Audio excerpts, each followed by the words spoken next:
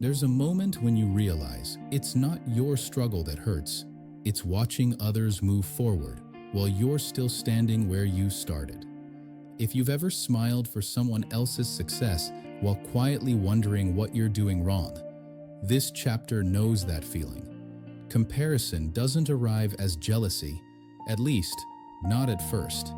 It arrives as observation. You notice timelines, promotions, milestones, announcements. People you know start moving into lives that look lighter, faster, more rewarded. They post about it, talk about it, carry it casually, and you stand there, not bitter, just confused.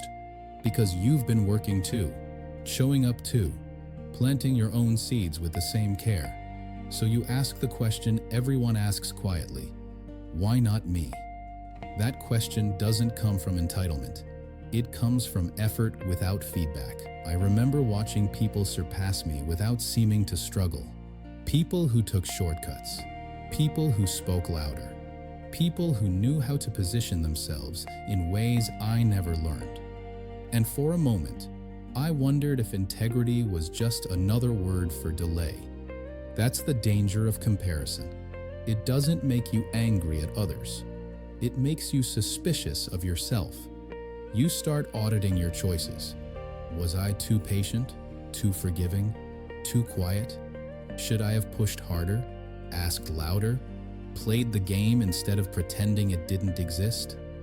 The noise loves that moment. It tells you everyone else figured it out. You're falling behind.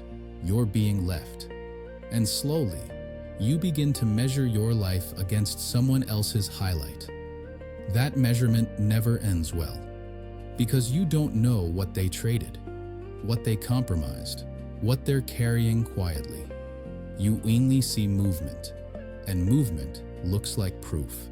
I didn't resent the people who moved ahead. I resented the feeling that I might be standing still forever. That fear didn't come from envy. It came from exhaustion, from wondering how long a life can feel paused before it starts to feel wasted. I caught myself shrinking again, not emotionally, strategically. I stopped expecting growth, stopped imagining expansion, stopped allowing myself to hope publicly, because hope, when unfulfilled, becomes embarrassing. And that's when comparison does its real damage. It convinces you to lower your expectations, not because they're unrealistic, but because watching others exceed them hurts. I had to confront something difficult.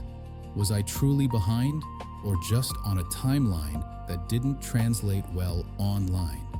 Because some paths are louder than others. Some growth announces itself. Some growth hides underground for a long time.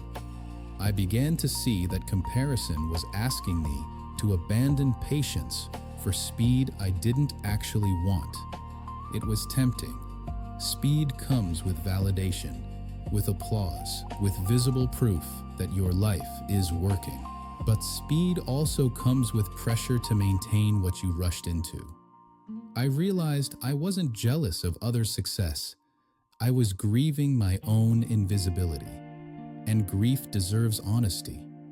So I stopped measuring progress by distance. I started measuring it by alignment. Was I more honest than before? Less reactive?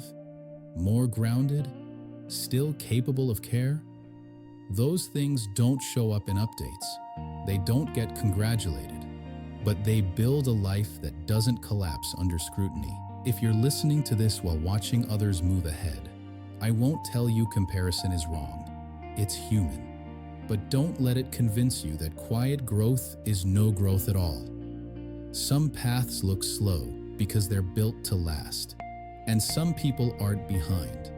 They're just walking roads that don't announce themselves.